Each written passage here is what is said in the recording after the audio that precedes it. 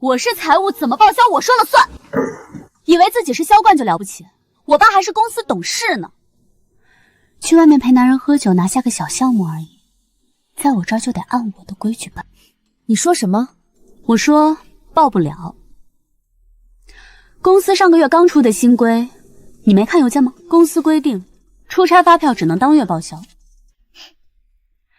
而且每天住宿标准不能超过100块。你动不动就住希尔顿、万豪，当公司是提款机，你这些过期作废也超标了，报不了。我出差半年，人一直在项目地，怎么当月报销？再说，这个千万级的项目，客户指定要在5星级酒店见面，难道你让我带客户去住100块的招待所？那是你的问题，不是我的问题，这还用说？以为自己是销冠就了不起，我爸还是公司董事呢，在我这儿就得按我的规矩办。再说了，谁知道你这项目是怎么拿下的？不就是去外面陪男人喝酒吗？装什么公司大工程？很好，看来我离开这半年，公司里来了个了不得的公主。嘿呀，咱们的大功臣回来了，苏婉啊，快坐快坐。这次华南的项目，你可是立了汗马功劳啊！陆总，这都是我该做的，只是今天回来遇到点麻烦。这个项目我全程跟进，你的辛苦我一清二楚，有什么麻烦我给你做主。陆总，这是华南项目半年的报销单，新来的林会计以过期和住宿超标为由卡着不给报，甚至对我进行人格侮辱。这10几万是我自己垫的。哦，是小林啊，这个小林啊，来我办公室一趟。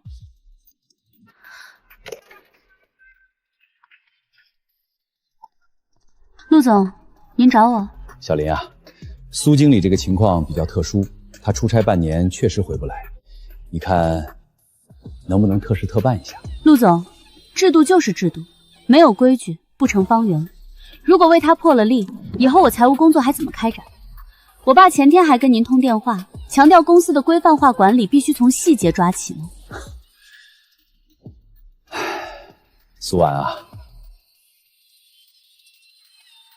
要不你先克服一下。苏婉，我力排众议把你从技术岗转到销售，因为你是我见过最有韧劲的人，公司绝不会亏待任何一个功臣。你看，小林也是为了公司好，严格执行规定嘛。你作为公司的销冠，更要以身作则，支持新同事的工作，大局为重，对不对？原来所谓的器重，所谓的承诺，在资本和权力面前一文不值。我知道了，陆总，打扰了。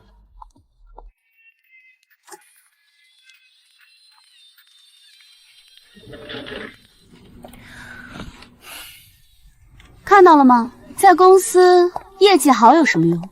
还不是得按规矩来。以后啊，谁要报销，最好先来问问我，免得像某些人一样跑去陆总那里自取其辱。就是，婉晴姐说的对，无规矩不成方圆嘛。出差半年，估计都跟公司脱节了，不知道现在的风向早就变了。对于一个顶级的销售来说，当规则不再保护你时，你就要学会利用规则，甚至创造规则。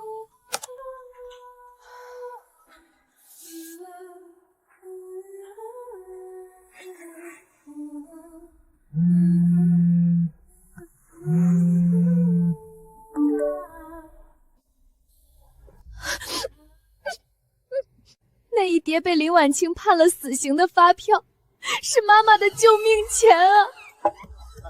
陈总，你们慢用。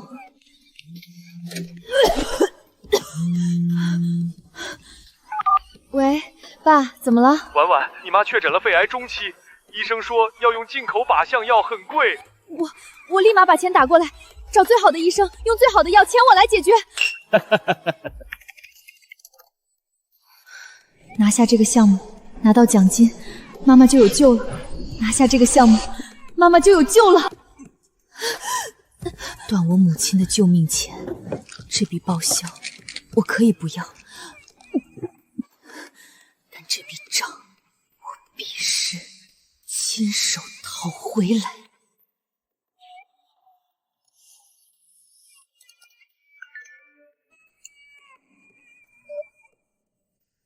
上个月15号，太巧了，就在我签约前1周。这根本不是什么全公司的制度规范，这就是一场专门针对我的下马威。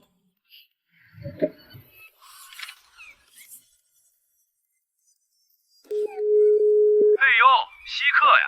苏大销冠怎么大半夜想起给我打电话了？难道终于想通了，肯给我个机会挖你了？老王，3年前你不是一直说宏远科技那边缺个华南大区的总监吗？苏婉，你这话什么意思？你可是刚帮你们公司拿下了1000万级的大单，这会儿跳槽？功高震主，兔死狗烹，这道理你不懂吗？明天有空的话，咱们见一面吧。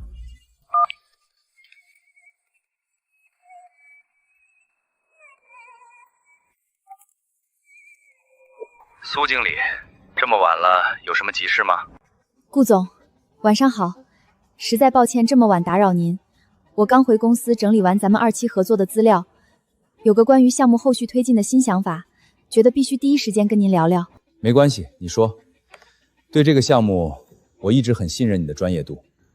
顾总，是这样，站在咱们甲方的角度，我个人建议2期项目的启动资金和技术对接，您这边可以稍微放缓一下进度。放缓？苏婉，这可不像你说出来的话，出什么问题了？顾总，我从来不瞒您，最近我们公司内部出现了比较剧烈的人事架构变动，财务政策也发生了极其突然的动荡。作为您这个项目的直接负责人，我非常担忧这种内部的不稳定会严重影响到2期项目的执行效率，甚至可能会对你们预付资金安全构成潜在风险。人事和财务同时动荡，你们陆总在搞什么名堂？高层的决策我不便评价，但作为乙方，我必须对您的项目负责。这种节骨眼上，如果团队配合出现断欠，损失的是您的利益。而且我刚得到行业内的确切消息，我们最大的竞争对手宏远科技最近高薪挖走了华南区最顶尖的一批技术骨干。我研究过他们的新产品架构，实不相瞒，在数据高冲发处理这一块，似乎比我们现在的方案更贴合您2期项目的需求。苏婉，你这是在把上千万的单子往竞争对手那里推啊？你图什么？我图的是顾总您对我的信任，在哪家公司干都是干，但我不能让信任我的客户踩坑。我会马上通知我的法务和风控团队，连夜重新评估你们公司2期合作的风险。谢谢顾总理解。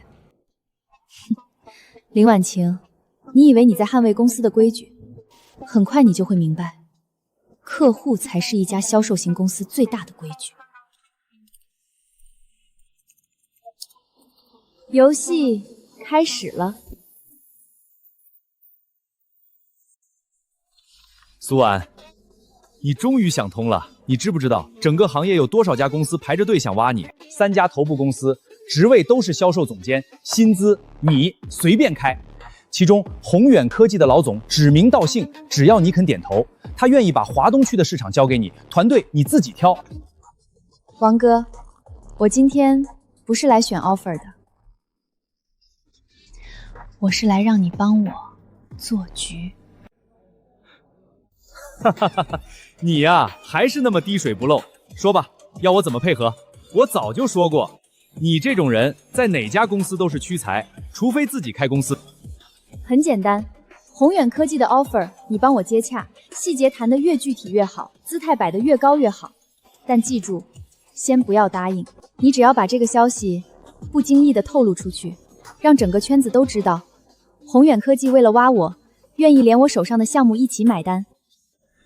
他们为了顾总那个项目，愿意出这个数的签字费。很好，把这个价码也不经意地传出去。你看，这就是职场，在一个地方你所有的功劳都抵不过关系户的一句话，而在另一个地方，你的功劳却是别人愿意用真金白银来抢夺的宝藏。而我要做的，就是让前一个地方的人清清楚楚地看到这个价码。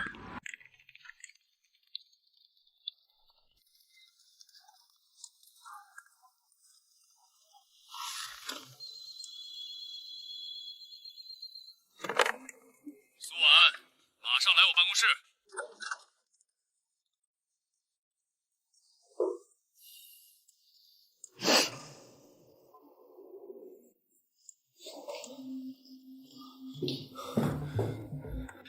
苏婉，顾总一早打电话过来，说要重新考虑2期的合作，这到底是怎么回事？陆总，我不太清楚，我昨天一整天都在休假。就是你，一定是你跟顾总说了什么，你就是想报复我。林小姐，饭可以乱吃，话不能乱说。我只是一个销售经理，能对公司千万级的项目产生什么影响？倒是你，作为财务，你的工作作风和专业能力，或许更能代表公司的形象吧。你，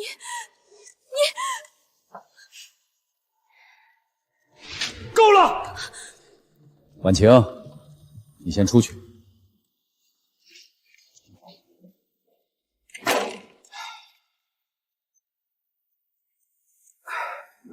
苏婉，这份报销单我特批，今天就给你报。你看，顾总那边你能不能再去沟通一下？这个项目对公司太重要了，不能有任何闪失。顾总那边我会尽力沟通，毕竟我是公司的一员。不过，我认为这次的危机根源在于内部管理混乱，财务部门缺乏专业素养，恶意刁难功臣，寒了人心，也影响了公司的外部声誉。如果不从根源上解决问题，就算稳住了顾总，以后还会有王总、刘总。你想怎么样？很简单，第一，这笔钱今天下班前必须到我账上；第二，林婉晴必须在公司周一的全体例会上，就她的不专业行为和对我个人名誉的诋毁，向我公开道歉。哦，对了，忘了告诉您，宏远科技给我开了销售总监的职位。您说我要是带着顾总的项目过去，林董的脸色会不会比现在还难看？苏婉，你这是在威胁公司！陆总，我不是在威胁公司，我是在向您陈述一个即将发生的事实，并给您一个避免它发生的机会。您是一位成熟的管理者，应该明白千万级的利润和一个董事的面子，哪个对公司的年报更重要？而我的耐心和对公司的归属感正在被快速消耗。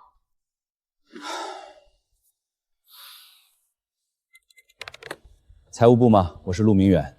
对，有一笔苏婉经理的差旅报销，我特批了，加急处理。今天下班前必须到账。周一的例会我会安排，现在可以去给顾总打电话了吗？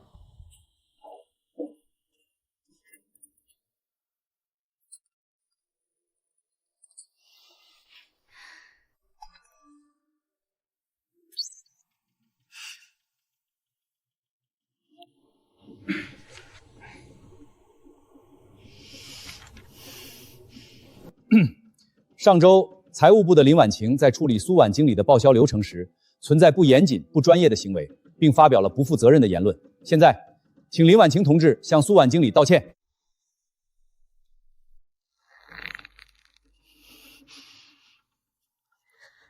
大家的时间都很宝贵，林财务还在等什么？婉晴，既然是你工作上的失误，就表个态。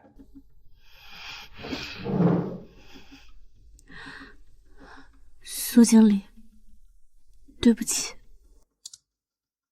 我接受。希望以后财务部能提升专业素养，不要再发生类似影响公司声誉的事情。陆总，我还有个项目会议要准备，先走了。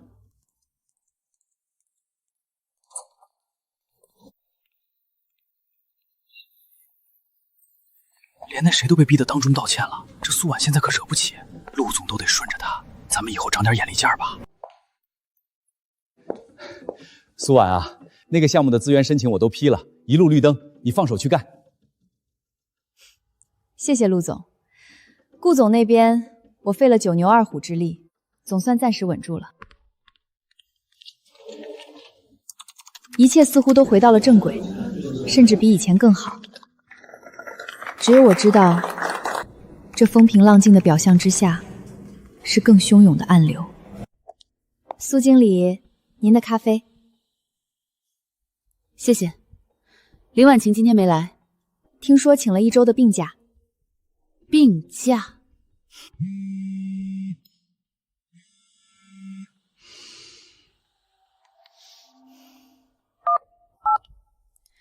喂，你好。是苏婉，苏经理吗？我是，您哪位？我是林正红。苏经理年轻有为，业务能力出众，我很欣赏。林董过奖了。不过，年轻人做事有时候锋芒太露，容易伤到自己。小女娇娇不懂事，给你添了麻烦。我这个做父亲的，替她给你赔个不是。林董言重了，周小姐只是严格执行公司规定，没有什么麻烦不麻烦的。哼，明人不说暗话。苏经理，我知道宏远科技在挖你，我也知道你手上的顾总对公司意味着什么。这样吧，我私人给你补上20万，算是对我女儿不懂事的补偿。另外，我会在董事会上提议破格提拔你做销售部的副总监。你呢，就安安心心的留在公司，把顾总的项目做好。之前那些不愉快，就当是个误会，让它过去。林董，我恐怕要让您失望了。苏婉，看来你还没有真正理解什么叫职场。你以为你手上有个大客户，就能和我平起平坐的谈条件？我告诉你，这家公司姓什么，不由你，也不由陆明远，更不由那个顾总。你会为你的年轻气盛付出代价。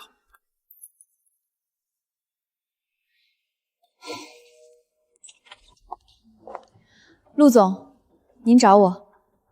苏婉，坐吧。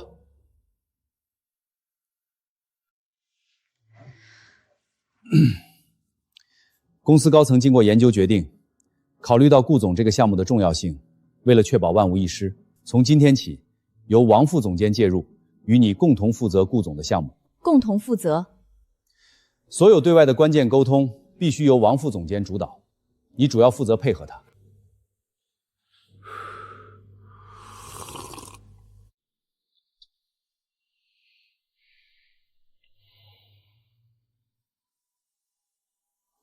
小松啊，你做的这些前期工作嘛，我都看了，很扎实，还是下了功夫的。但是，年轻人思路还是太局限在技术层面了。你们这些搞技术的出身，就是不懂得高层博弈。顾总这个项目，后续的关键不在产品，在关系，懂吗？关系。你看，2期的报价，我觉得我们可以再让利5个点，把诚意做足。再让5个点，那我们的利润率就要见底了啊！让点利算什么？我们要看长远。然后安排一场高规格的晚宴，把顾总和他们那边的几位副总都请来，好酒好肉招待着，气氛一烘托，这事儿不就成了吗？这才是做大生意的门道。王总监，怎么？小苏，你有意见？顾总最看重的是我们下一代芯片的适配性和交付周期，贸然降价只会让他怀疑我们的产品质量不过关。而且，顾总本人对酒精过敏，从不参加非必要的应酬。您的晚宴提议不仅起不到作用，反而会弄巧成拙。你这是在教我做事！小苏，你要搞清楚，现在这个项目我才是主导，你只需要配合执行就好，听懂了吗？跟外行讲道理是浪费时间。既然你要往火坑里跳，那我就送你一程。好的，王总监，我会全力配合王副总监的工作。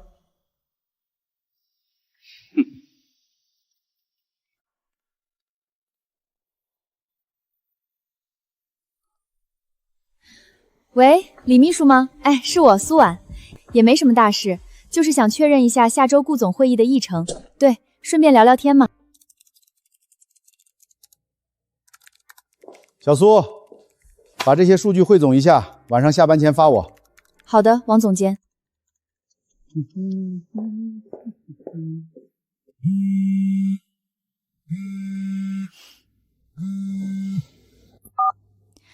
顾总，您好。苏经理，我刚听说，你们公司内部做了人员调整，换了一个姓王的来跟我对接。是的，顾总，王副总监是我们公司资深领导，经验丰富，公司也是为了更好的服务您。苏经理，我再说一遍，这个项目我只认你，如果负责人不是你，那么2期的合作现在就可以终止了。你让那个什么王副总监或者你们陆总明天给我一个明确的答复。听说了吗？陆总一早被林董电话骂惨了。何止啊！王副总监被叫进去训了半小时，出来时脸白的跟纸一样。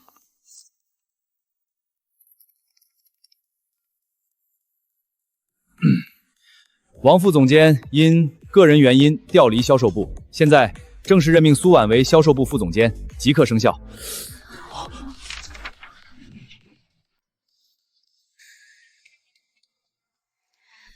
请进。林总监您好，我是您的总监助理林婉晴，从今天起负责协助您的一切工作，请多指教。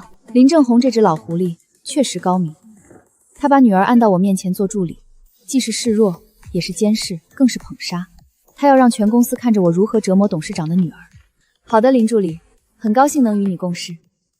这是顾总项目过去3年的全部对接文件和会议纪要，你在明天中午之前全部看完，并写一份不少于5000字的分析报告给我。报告要涵盖项目痛点、客户潜在需求以及2期合作的风险评估。好的，苏总监，保证完成任务。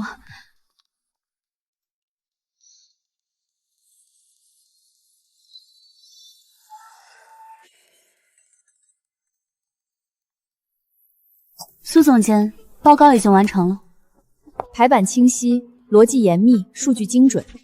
他不仅整理了资料，还调取了行业报告佐证。风险评估里甚至提出了我都未曾深入考虑的问题。这绝不是一个草包公主能写出来的东西。我明白了，林正红不仅是安插他在我身边，他是在用我来当他女儿的磨刀石。他要让他学习我的方法，分析我的模式，直到有一天取代我。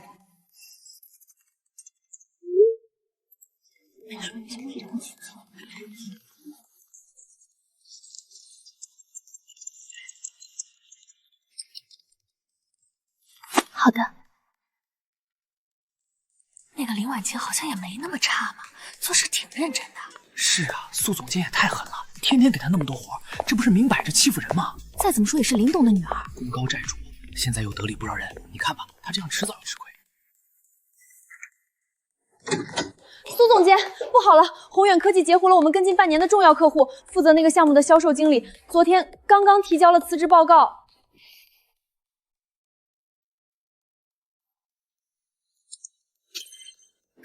公司服务器里那封邮件的所有记录都消失了。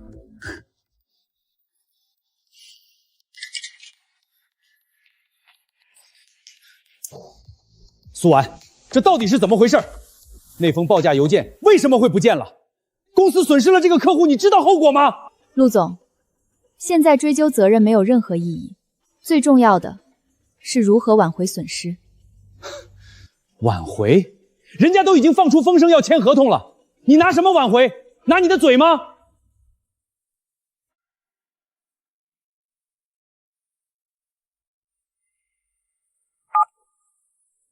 你疯了？这时候打过去自取其辱吗？还嫌我们丢人丢的不够？喂，小苏啊。沈总，上午好。刚刚听闻贵司找到了新的合作伙伴，我特地打电话来恭喜您。小苏啊，实在是不好意思，宏远那边给的报价确实商场嘛，你懂的。沈总，您哪里的话，是我工作上的疏忽，没能及时跟进您的最新需求，深感抱歉。合作不成，情谊在，以后您那边有任何需要帮忙的地方，随时找我。小苏，你这格局我佩服，以后有机会肯定还合作。对了，沈总，关于您公司上季度提到的那个生产线智能化改造的难题，我前几天刚好认识了一位这方面的顶尖专家，我评估过，他的技术刚好能解决您的痛点。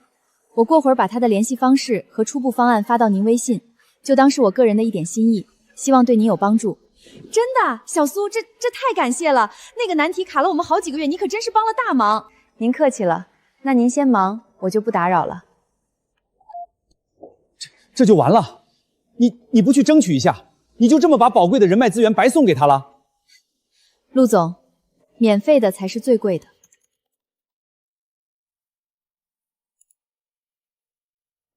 这是对那次关键报价的2次确认，以及我做的更详尽的补充方案。1个月前，你早就发给他了，那为什么公司服务器上没有？我从不把公司的服务器当作唯一的保险柜，尤其是当办公室里有一只身份不明的老鼠的时候。老鼠？什么老鼠？苏总监，你发来的专家资料太有用了。宏远科技的方案其实我们还没最终签字，明天下午3点来我办公室，我们再聊聊。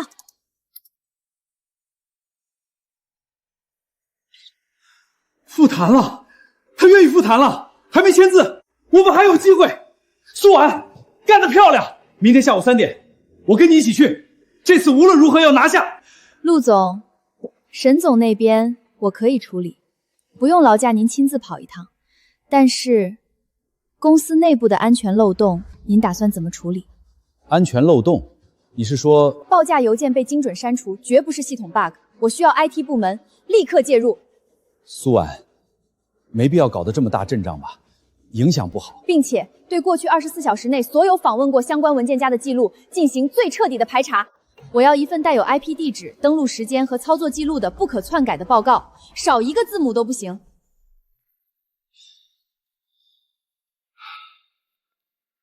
而且这件事，我希望由您亲自督办。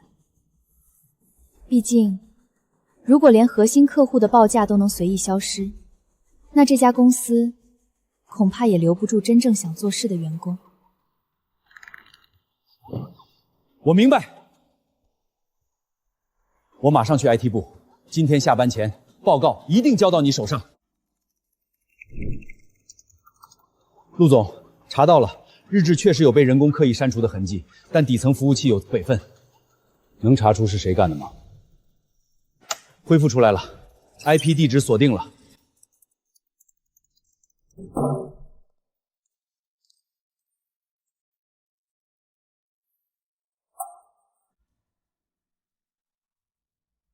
查出来了。结果呢？唯一的删除操作指令来自销售部助理的工位。而且时间刚好就在王副总监被赶走离职，我被您任命为副总监的那天下午。他怎么敢？他怎么敢拿公司的命脉开玩笑？陆总，现在不是发泄愤怒的时候。您是这家公司的 CEO， 这件事您打算如何处理？是公开处理以儆效尤，还是像以前一样私下解决，继续低三下四的维护林董的面子？维护林董的面子，然后呢？等着苏婉一怒之下，带着顾总和沈总这2个千万级的核心项目，转身走进死对头宏远科技的大门吗？公司不是任何人的家族企业，这种吃里扒外的蛀虫绝不能留。林助理，陆总叫你立刻去他办公室一趟。催什么催？知道了。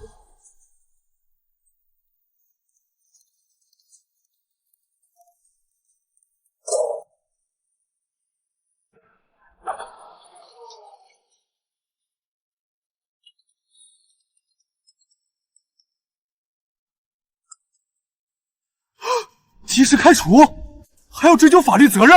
苏婉这是把天给捅破了，连林董的亲生女儿都敢直接干掉。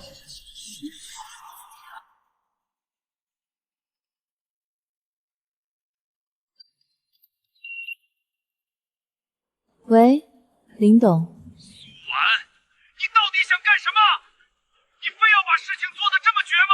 林董，您弄错了一件事，我什么都没做。我只是在保护我自己的项目以及公司最核心的利益，是您的女儿做事太绝了。这份报告，我想不仅我有，陆总有，公司的法务部现在应该也已经配份入档了。林董，您在商场混了这么多年，是懂法律的。您不如现在就打电话问问您的精英律师团队，商业间谍罪和非法删除计算机信息系统数据罪，哪一个判得更久一点？你赢了。说吧，你的条件到底是什么？只要你不追究娇娇的刑事责任，什么都好谈。我的条件很简单，第一，下个月的董事会我要一个正式的董事席位。你第二，我要公司整个销售体系的完全独立决策权，包括所有人事任免和千万级以上的财务审批。第三，未来3年内，您在董事会的任何投票都必须与我保持一致。你这是要彻底架空我？不，我只是在拿回我应得的东西，顺便教您懂得什么叫真正的规矩，一个能保护拼命流汗的奋斗者，而不是用来包庇你们这些关系户的规矩。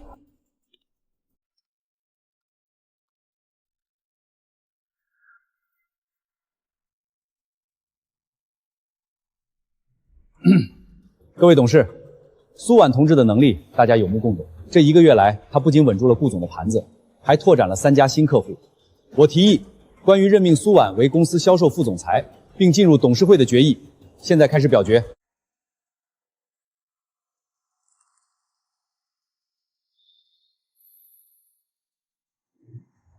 感谢各位董事的信任，销售部接下来的指标我会全权负责，绝不会让大家失望。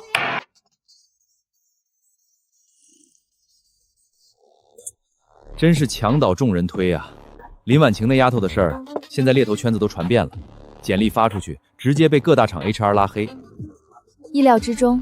林正红为了保她，老脸都豁出去了，到处托关系求人，想把她塞进别的公司，甚至愿意倒贴资源。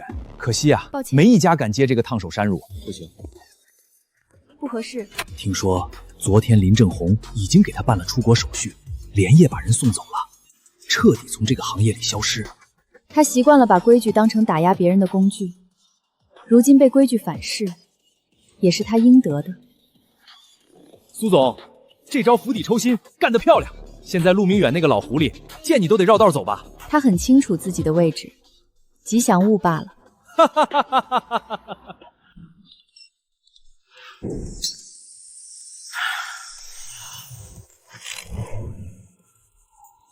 苏婉啊，这2个单子比顾总之前的项目还要大，你这才上任半年，就彻底稳固了整个销售体系，我果然没看错你。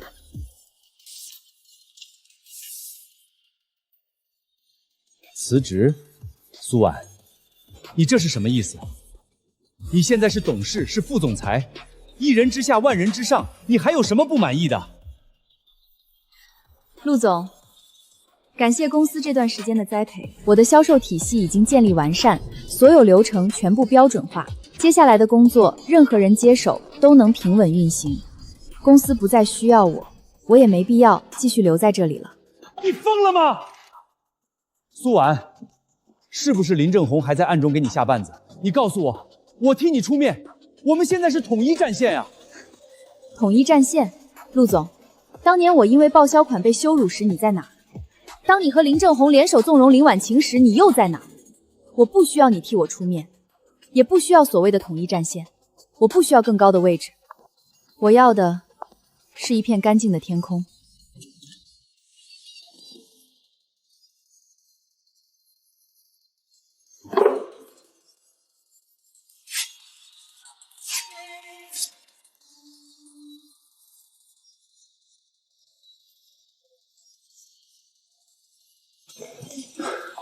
苏婉，你走就走，为什么要带走销售部所有的核心骨干？你这是要把公司的根基给抽开啊！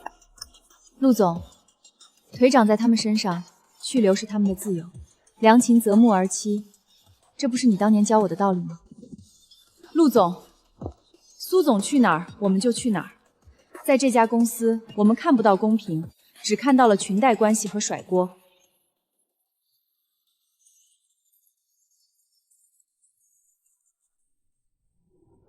各位，江湖再见。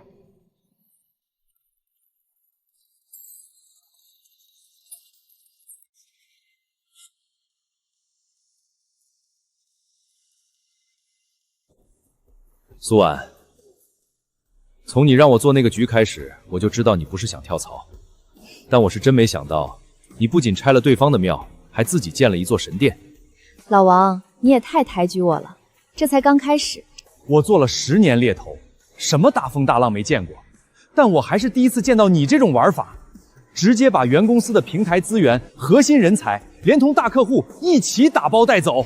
佩服佩服，你这叫釜底抽薪，直接让他们瘫痪了。我只是拿回原本就属于我们的东西。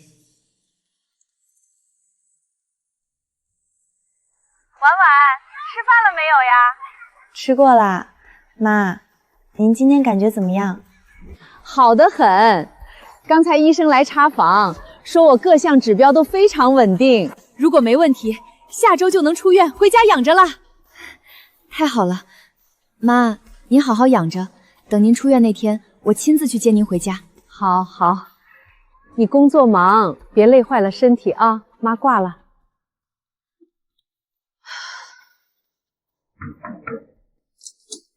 苏总，出事了！前台拦不住，有个人非要见您。谁？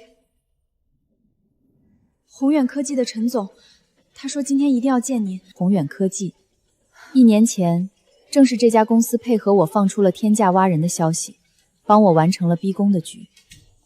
当时我以为他们只是一枚借来的棋子，没想到棋手亲自下场了。哈哈哈，苏总，恭喜恭喜啊，开业大吉！你最近可是大出风头啊。陈总客气了，什么风把您这尊大佛给吹到我这小庙来了？苏总啊，3个月前老王找我谈你的事儿，我就知道你绝非池中之物。怎么样，现在自己当老板，这滋味如何啊？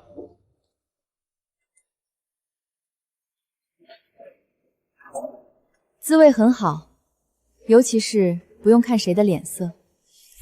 我们宏远科技非常看好你这家咨询公司的前景，更看重你这个人。我打算投一笔重金，帮你把规模在1年内再做大3倍，直接垄断这个区域的市场。有了宏远做靠山，以后没人敢动你。至于条件嘛，咱们都好商量。占股51%，等于直接拿走公司的绝对控制权，要求注入客户资源，这是要吸干我手里最核心的资产。向宏远的董事会汇报，这跟当初在原公司养人丁息有什么区别？陈总，您这上面写的条件不像是来投资我的公司。哦，那苏总觉得像什么？这是明火持杖的吞并。苏总，聪明人不说糊涂话，你这家公司现在看着风光无限，每天都有大额流水进账，但实则根基不稳。你带出来的那几个大客户，合同期最长也就1年。如果没有强大的平台背书，没有巨额的资本撑腰，你凭什么觉得顾总、沈总会一直跟着你？再说了，你前东家那边最近可不太平，陆明远那个 CEO 的位置快坐不稳了。而林正华虽然被罢免了董事，但他在这圈子里经营了20年，树大根深。他想捏死一家刚成立毫无背景的小公司，跟捏死一只蚂蚁没什么区别。你不找个靠山，怎么死都不知道。陈总，感谢您的好意，但我苏婉从原公司出来，就是为了不再当任何人的棋子。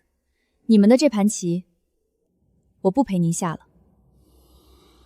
苏总，年轻人有骨气是好事，但你要记住，在残酷的商场上，骨气是最不值钱的东西。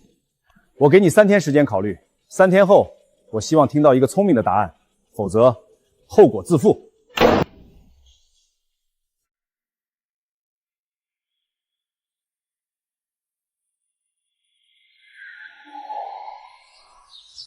苏总，原公司法务部发来的，您快看看。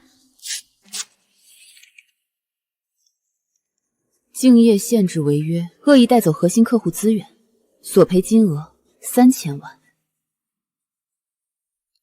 他们还向行业监管部门提交了情况说明，说您离职前蓄意破坏公司数据安全，挑拨客户关系。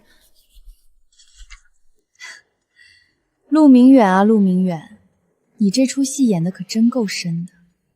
苏婉，自从你走后，公司就乱了。林正宏独揽大权，任人唯亲，销售部群龙无首，核心员工接连离职，顾总和沈总的项目彻底黄了。之前你签下的老客户也纷纷转投你的公司，公司业绩断崖式下跌，连续2个季度亏损。董事会已经对我发出了最后通牒，再没有报价，再没有起色，我就要被撤职了。你就当可怜我，帮帮公司。那么多老员工跟着公司10几年，都要失业了。老员工是无辜的，但规则从来不是我破坏的。我可以把一些非核心的项目分包给你们，但我不会回去。真的？你愿意和公司合作？我不是帮你，也不是帮林正红，我是帮那些曾经和我一样认真做事、努力奋斗的老员工。但合作有条件：第一，公司必须彻底清除任人唯亲的风气，财务制度公开透明，杜绝特权。第二，林正红必须辞去董事职务，永远不得干涉公司经营。第三，所有合作条款必须以我的公司为主导，你们只有执行权。我保证，绝不干涉你的任何决定。那副落魄模样，一半演给我看，一半演给董事会看。他根本不是来求和，是来麻痹我的。王哥，帮我查件事。你说。查一下宏远科技最近半年的资本动向，还有林正红被罢免董事后，和宏远的陈总有没有暗中的资金往来？苏婉，你是不是惹上大麻烦了？麻烦已经找上门了。给我2天时间，越快越好。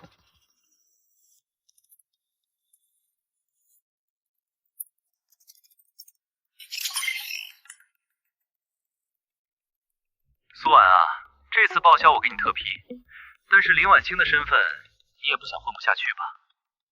还好我从不把鸡蛋放在一个篮子里。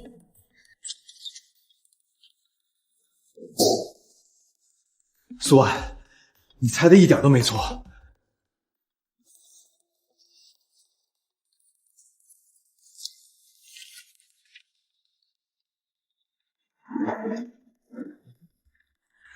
林正红虽然被你们原公司罢免了董事职务，但老狐狸狡兔3窟，他早就通过海外的空壳公司悄悄持有了宏远科技的股份。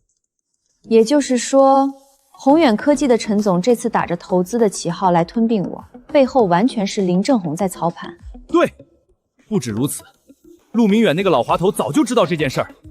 陆明远上周在董事会上突然反水，公开指控你带走核心客户，根本就是和林正红串通好的。他们内外夹击，配合宏远给你施压，想逼我就范，要么接受宏远的控股，要么被3000万的官司拖死。这招太毒了，直接切断了你的后路。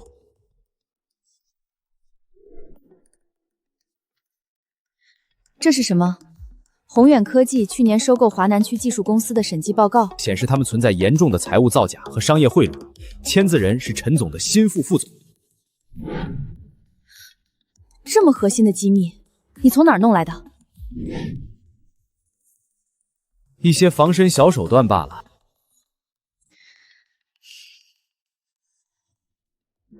王哥，帮我约个局。要见谁？帮我联系几家靠谱的媒体，要专门做深度商业调查的财经记者。你想干什么？他们想玩资本游戏，想用规则压死我。那我就把桌子掀了。既然他们不让我做规则的制定者，我就让他们看看什么叫规则的破坏者。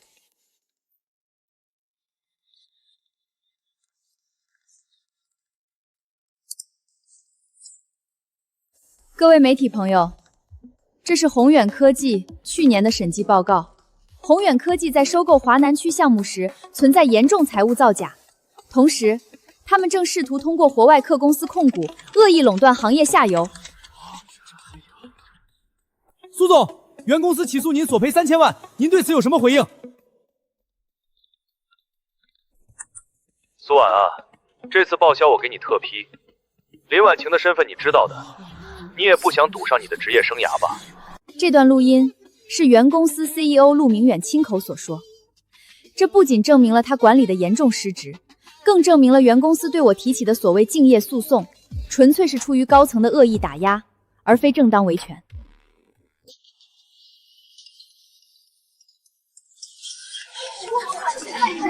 我操，这玩家的嘴脸真恶心，不怎么喂我。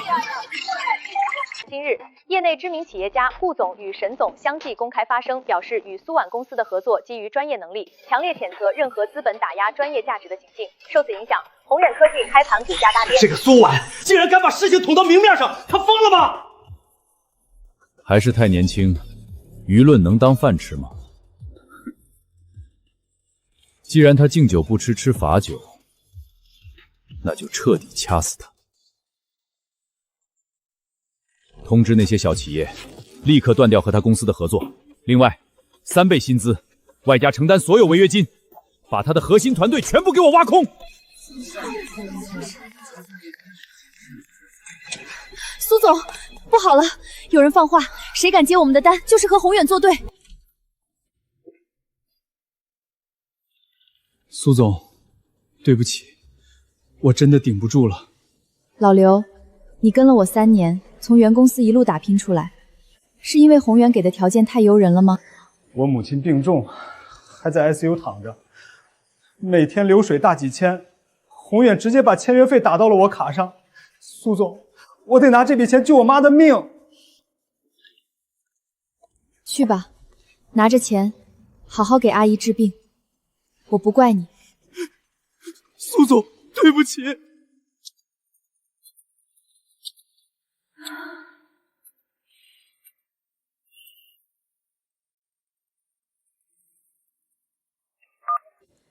王主任，我妈的检查结果出来了吗？苏小姐，你的母亲对之前的靶向药产生了严重的耐药性，有什么补救方案？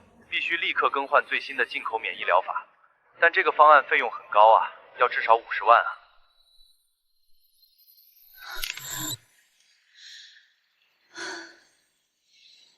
王主任，马上安排用药，钱我一定凑齐。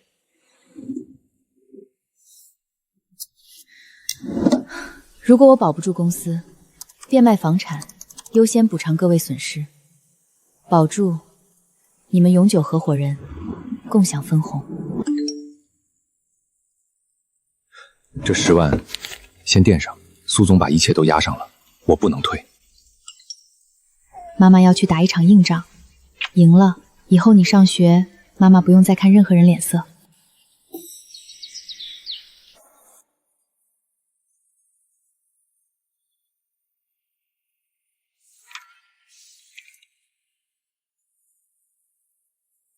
你们不怕我输？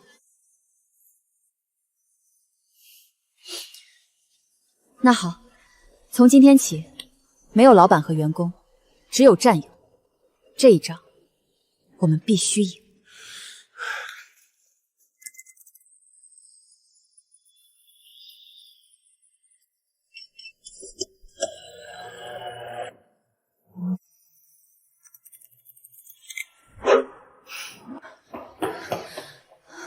婉婉，你怎么又瘦了？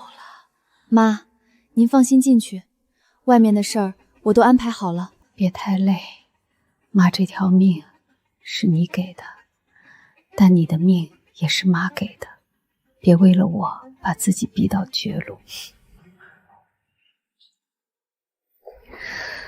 沈总，宏远给您的是低价和酒桌，我给您的是下一代芯片的适配方案，以及比原公司缩短40%的交付周期。我不卖人情，我卖实力。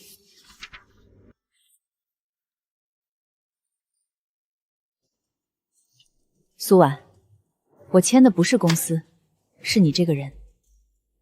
5年，预付定金，今天下午到账。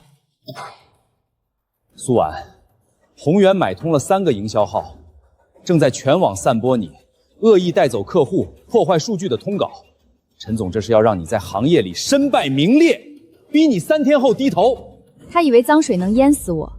王哥，3年前那份宏远内部报告还在你那儿吗？在，而且我刚好认识宏远最大的竞争对手瑞创科技的 CEO， 他等陈总倒霉等了3年了。不急着给监管，先给瑞创，让他们在行业内不经意的曝光。借刀杀人，还得是你，我这就去办。反诉状，告原公司恶意诉讼诽谤重伤，有录音证据，以及他们配合宏远资本对我进行系统性绞杀的邮件往来。这些足够了。瑞创科技今日向媒体披露，宏远科技在去年的收购案中存在严重财务造假与商业贿赂行为，相关内部审计报告已被提交至监管部门。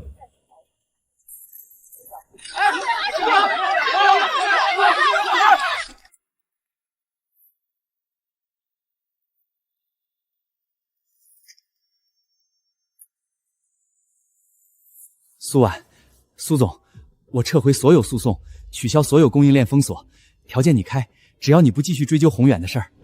陈总，3个月前您给我3天考虑，我考虑好了。我不跟没有底线的人谈生意，您请回吧。你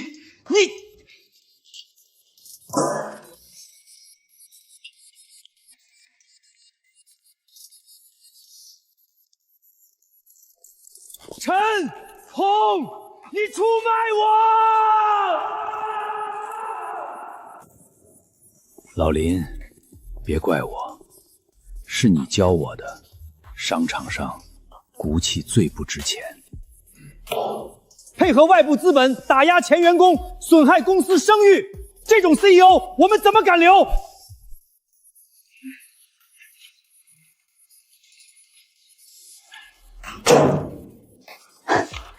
陆总，您以前是大平台 CEO， 我们这小公司供不起，而且配合资本打压自己员工的人，我们不敢用。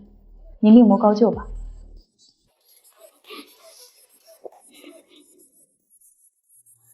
你是林正红的女儿？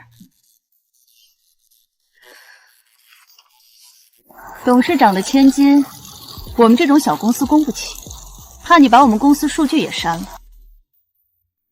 感谢大家的不离不弃。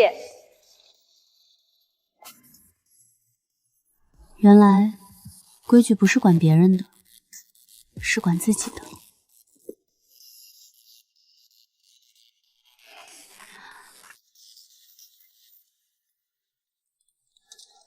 苏总，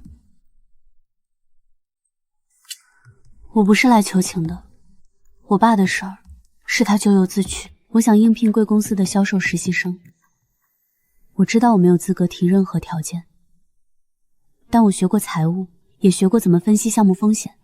我想从头开始学真正的规矩。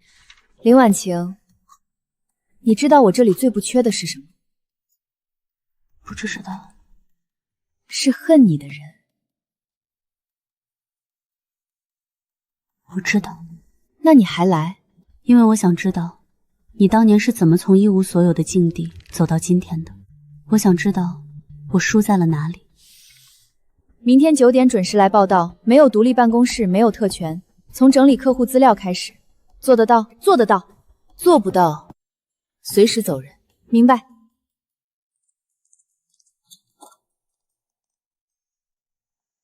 希望你这次是真的学会了从头开始。婉婉，别担心，你可是妈最厉害的后盾。顾总已签约。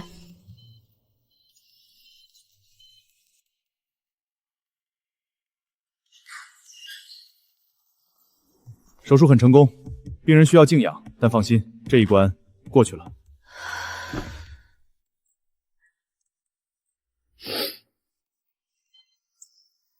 妈，这一次我赌赢了。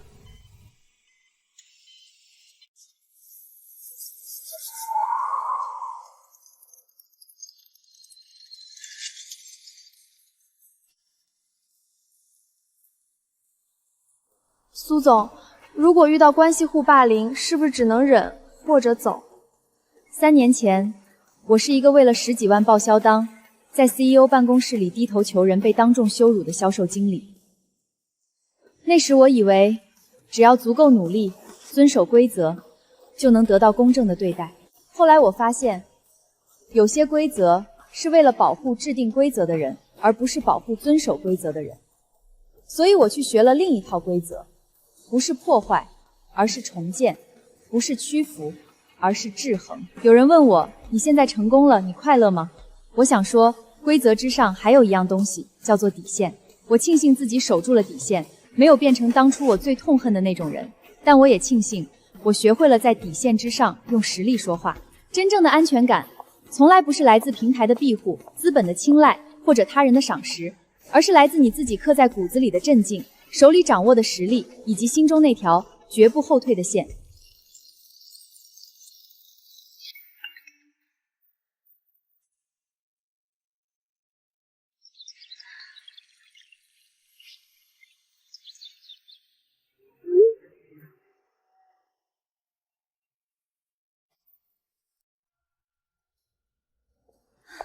苏总，下午还有个客户见面会，您叫我苏婉就行。苏婉姐，明天还有个硬仗，您不准备一下？不着急，属于我的故事才刚刚开始。